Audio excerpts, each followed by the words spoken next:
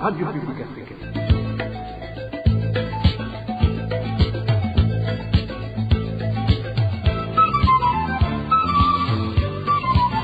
Radio Publique Africaine.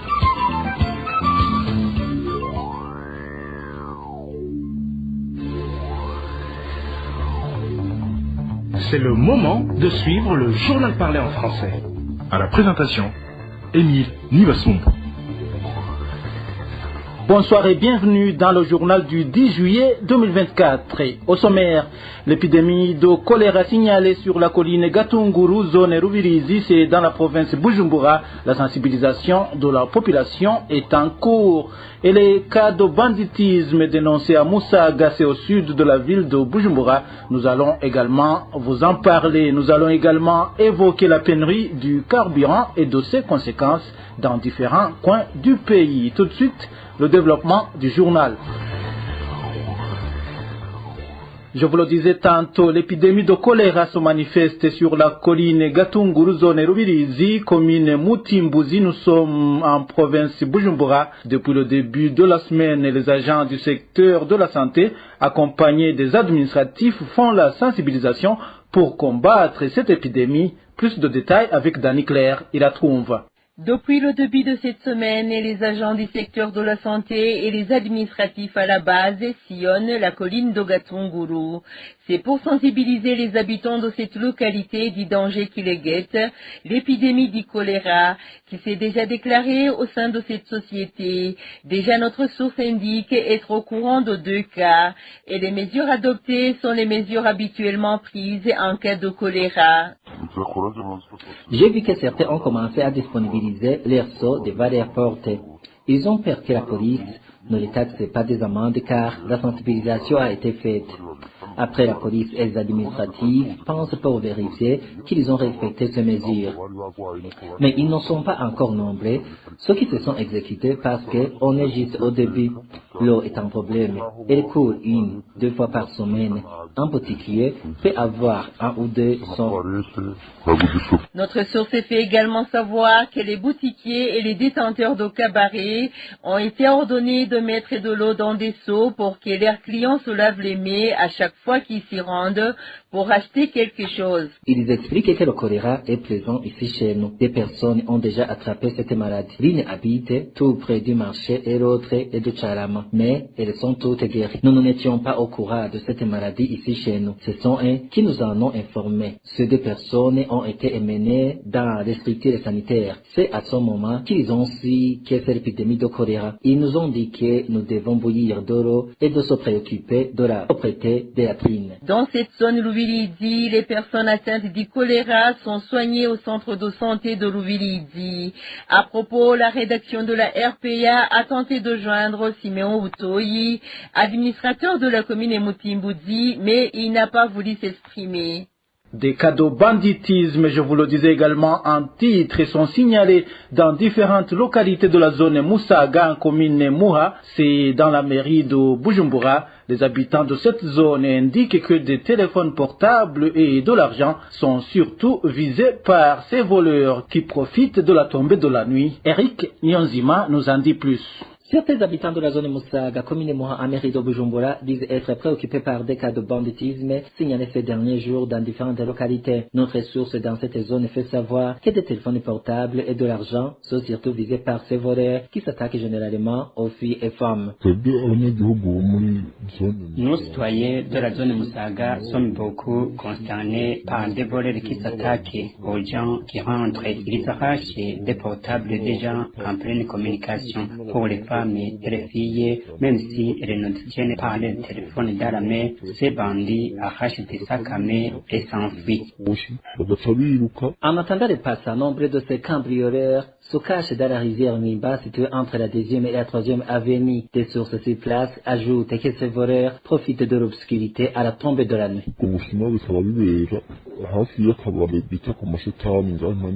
Ces vols se commettent non loin d'un bistrot dénommé Komashetani, près du pont Nimba. Ils se font également dans un endroit baptisé Cité Noire, appelé aussi chez les Beka. Il y a des enfants qui se positionnent là-bas entre 19h 19h et 20h, je pense que ce sont ceux qui ont abandonné l'école. Ils arrachent des téléphones et se faufilent entre les maisons avant de descendre dans cette rivière de Mimba, et c'est là où ils disparaissent. Nous, habitants de cette localité, implorons les responsables de la zone de solliciter à la police de multiplier des patrouilles au moment où ces vols sont observés en absence de l'électricité. Ces informations sont confirmées par le chef de la zone Musaga, s'exprimant récemment sur la radio Indo-Culture à propos de ces vols. Manis Nyokindi souligne que les téléphones volés sont vendus au marché noir en plein centre-ville.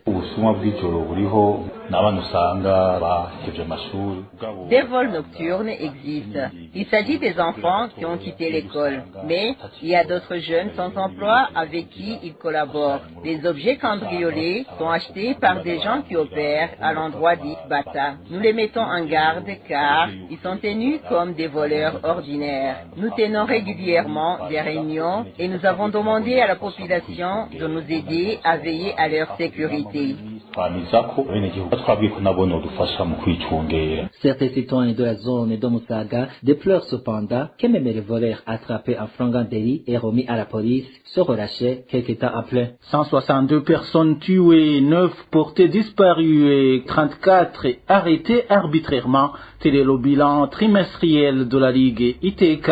Égide Abougiaremien, chargé de la communication au sein de cette ligue, indique que le plus grand nombre de ces personnes ont été victimes de leur appartenance politique. La Ligue burundaise des droits de l'homme, ITK, vient de sortir son rapport trimestriel du mois d'avril à juin 2024. La situation des droits de l'homme au Burundi a été rapportée comme suit. Au moins 162 personnes ont été tuées, dont 92 retrouvées cadavres. 3 personnes ont été victimes d'exécutions sommaires. 9 personnes ont été tuées lors des attaques armées. 20 personnes sont mortes suite aux éboulements et glissements de terrain. 37 personnes ont été victimes de violences basées sur le genre. 9 personnes ont été torturées. 9 personnes ont été enlevées et ou portées disparues, ainsi que 64 personnes arrêtées arbitrairement. Parmi les victimes figurent 11 femmes tuées, une femme arrêtée arbitrairement, 4 filles arrêtées arbitrairement, une fille enlevée, 17 enfants tués dont 4 nouveau-nés, un mineur torturé et 2 enfants arrêtés arbitrairement. Les membres des partis politiques n'ont pas été aussi épargnés par ces violations. 14 membres du parti CNDD-FDD ont été tués, dont 12 par des gens non identifiés et retrouvés cadavres. Un membre du parti CNL a été tué, 4 membres du parti CNL, un membre du parti MSD et un membre du parti CNDD-FDD ont été torturés.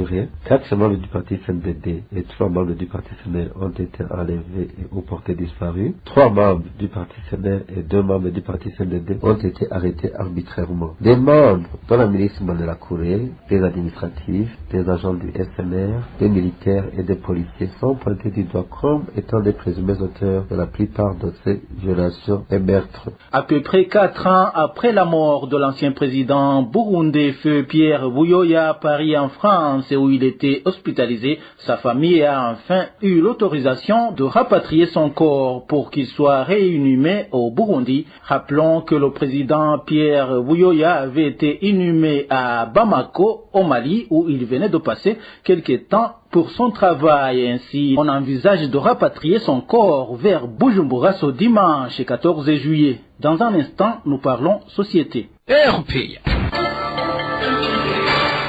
Les autorités administratives et policières en province Kayanza sont reprochées d'assurer et de favoriser le commerce frauduleux du carburant. Selon les habitants du chef-lieu de cette province, lorsque le carburant est disponible sur les stations-service, il est partagé en grande partie entre ces autorités. Le point avec Vicky Chris Ninheret.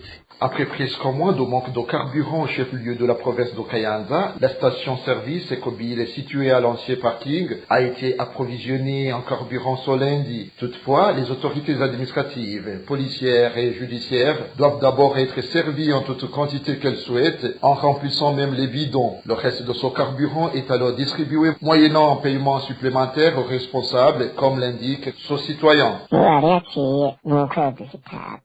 Il y avait un mois que nous n'avons pas d'eau carburant. Au moment où ce carburant est disponible, toutes les autorités de la province Kayanza doivent d'abord être servies comme elles le veulent. Par exemple, hier, c'est le commissaire communal et le conseiller du gouverneur qui assuraient sa distribution. Un véhicule pour être servi, le propriétaire devait se munir de 100 000 francs et un motard 20 000 francs comme pendant. Les nécessiteux de ce produit sont surtout frustrés de s'approvisionner au marché noir en carburant qui a été servi à ces autorités à un prix exorbitant, déplore notre source.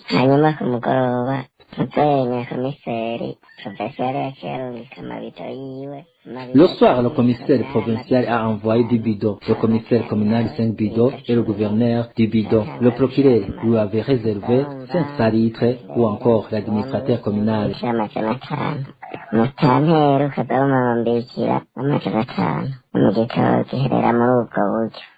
Et le lendemain, on achète le même carburant au marché noir à 25 000 francs en litre et demi.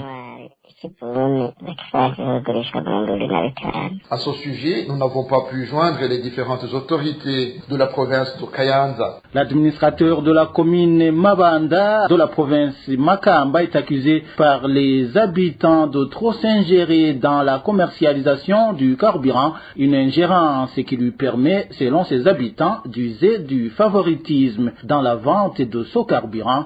Éloge divin Remèche. Les habitants de la commune de Mabanda se lamentent que ce mardi, ils ont été empêchés d'obtenir du carburant par l'administrateur communal Jean-Berry Atungivana. C'est ce dernier qui donnait ce carburant à ses proches en premier lieu, tout en gardant sur lui l'argent du carburant vendu, révèlent nos sources. Dans cette tâche qui s'était accordée, l'administrateur Jean-Berry Atungivana a refusé à certains membres de l'opposition de recevoir du carburant. Nos sources illustrent cela par un cas des députés issus du parti CNL, d'Agatongwassa. Ceux qui ont pu obtenir ce carburant ont pris plusieurs litres, s'indigne cet habitant.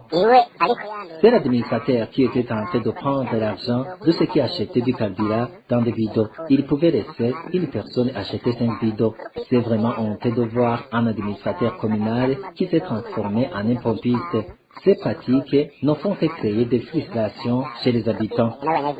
Certains habitants de Mabanda révèlent qu'ils ont été sidérés de cette ingérence de l'administrateur communal, alors qu'il existait d'ailleurs des services qui devraient superviser seulement une bonne distribution du carburant.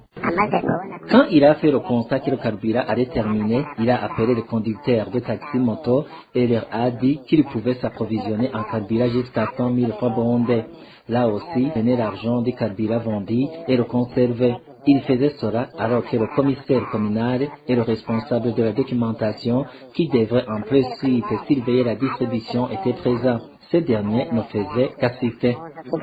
Et ces habitants de Mabanda de demander que des changements dans la distribution du carburant soient mis en place afin d'empêcher le favoritisme. La rédaction de la RPA n'a pas encore pu joindre l'administrateur Jean-Berry Atungimana pour recueillir sa réaction. Les conséquences du manque criant de carburant dans le pays continuent à s'observer dans la province Bubanza. Les habitants de cette province font savoir que le ticket de transport a triplé. Les détails avec Nadège et la cause. La pénurie incessante du carburant dans le pays a fait qu'il y ait prolifération des marchés noirs du carburant. En province de Bubanza, les habitants affirment qu'1,5 litre de carburant au marché noir s'achète actuellement à 22 000 francs burundais, ce qui est à l'origine de la hausse excessive des tickets de transport. Ces habitants donnent pour exemple le trajet de Bubanza vers Bujumbura où ils paient 12 000 francs, alors qu'auparavant c'était 4 000 francs le même trajet. Le carburant en provenance de la République démocratique du Congo nous parvient, même s'ils ont essayé de le freiner. Mais il est devenu très cher au marché noir. Une bouteille d'1,5 litre est vendue à 22 000 francs burundais. Ainsi, nous payons 12 000 francs pour se déplacer de Rwanda vers Bujumbura, alors qu'avant, on payait 3 à 4 000 francs car le carburant était encore disponible. Également, suite à son manque criant de carburant, le code de la route n'est plus respecté. Cet habitant indique à présent une moto transporte 5 personnes et que les policiers n'arrêtent plus les motards qui dépassent le nombre de passagers car ces derniers leur donnent des pots de vin. Motard ne peut pas accepter de démarrer s'il n'a pas 5 passagers sur sa moto, car il dit qu'il ne peut pas avoir de quoi acheter le carburant. Aucune taxi-moto ne peut transporter une seule personne. Pour moi, je pense que les policiers ont déjà permis cela, car ils n'arrêtent personne moyennant de l'argent. Les habitants de la province de Bubanza qui se sont entretenus avec la RPA disent qu'ils ne voient pas comment ils vont continuer à survivre étant donné que la vie devient de plus en plus chère à cause de ce manque de carburant. Ils demandent au gouvernement burundais de tout faire pour résoudre ce problème qui hante les Burundais. Dans un instant, nous parlons gouvernance. RPA. Les athlètes burundais vont devoir se rendre aux Jeux olympiques de Paris sans leur président. Ce dernier indique qu'il refuse de cautionner les magouilles de la présidente du comité national olympique qui, selon lui, s'est arrogé le droit de désigner ses connaissances pour accompagner ses athlètes contrairement au règlement. Josiane Mouzaneza nous en dit plus. Dans cette lettre datée du 9 juillet adressée à la présidente du Comité national olympique, CENO en sigle, et ayant pour objectif la renonciation à la participation aux Jeux olympiques de Paris 2024, le président de la Fédération d'athlétisme du Burundi énumère les raisons qui l'ont poussé à prendre cette décision, et ce, malgré lui. En effet, l'ambassadeur Dieudonné Kwizera commence par rappeler à la présidente du CENO, Madame Lydia Sekela, l'arrogance avec laquelle elle a empiété sur le règlement de la dite fédération en envoyant à ces Jeux olympiques des gens qui n'ont pas suivi les entraînements des athlètes en question, et ce, sans en aviser la représentation de la Fédération d'athlétisme, sans oublier que la présidente Sekela a classé sans suite la lettre lui adressée par la Fédération, un comportement que le président de cette fédération juge indigne et insupportable, d'autant plus que le CENO a été sollicité à maintes reprises pour voir comment redresser la situation pour le bien des athlètes qui vont représenter le pays, mais en vain. Un autre fait souligné dans cette missive, envoyée en copie comme la première d'ailleurs au ministre des Affaires de la Communauté est-africaine, de la Jeunesse, des Sports et de la Culture, et qu'il est dommage, en plus d'être aberrant de voir que tant d'efforts fournis par les entraîneurs et des officiels durant tant d'années soient anéantis par des gens qui veulent récolter les fruits qui n'ont pas semé, d'où le président de la Fédération d'athlétisme du Burundi a jugé bon de se désister en signe de solidarité à ses techniciens et officiels, victimes d'une injustice de la part de la présidente Lydia Sekela. Néanmoins, l'ambassadeur Dieudonné Kwizera a encouragé ses athlètes en qui il dit avoir pleinement confiance et leur a demandé de ne pas se laisser distraire par ces accrochages tout en leur souhaitant une grande réussite.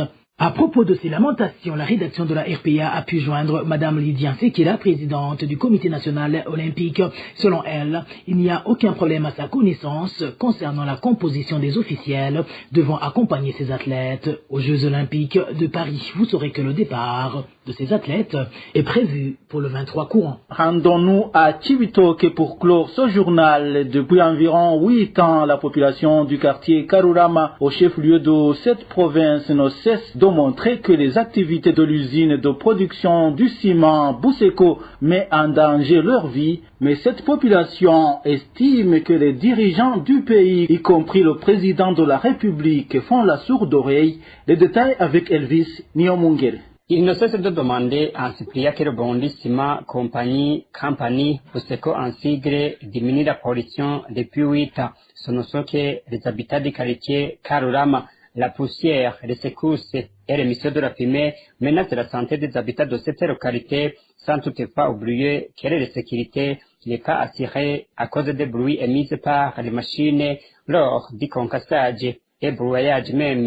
Les voleurs en profitent pour les voler et les habitants de Karurama se retrouvent devant à des faits accomplis. Ils sont allés se prendre auprès du président de la République le 15 novembre 2023. Ceux qui vivent aux alentours de la dite compagnie de ciment ont envoyé une lettre au président Evariste Ndayishimiye afin d'insister sur combien la vie est menacée à cause de la Buseko et lui rappeler qu'il leur avait promis d'y remédier. Chose promise, chose faite, le président a envoyé ces personnes pour voir les réalités sur le terrain. Ces derniers ont vu de leurs yeux que les allégations étaient fondées. Une fois, le président avait envoyé son premier ministre, Gervais Ndirakobucha, et la réunion s'était tenue dans les enceintes de la compagnie. Le bureau de normalisation et de contrôle de la qualité BBN a déjà reconnu que la compagnie de ciment Buseco pouvait être nocif à la santé de ceux qui habitent les alentours de la société et sous son même gouvernement. Après avoir constaté que les décideurs ne s'y mettent pas réellement, les habitants de la localité ont en 2022 porté plainte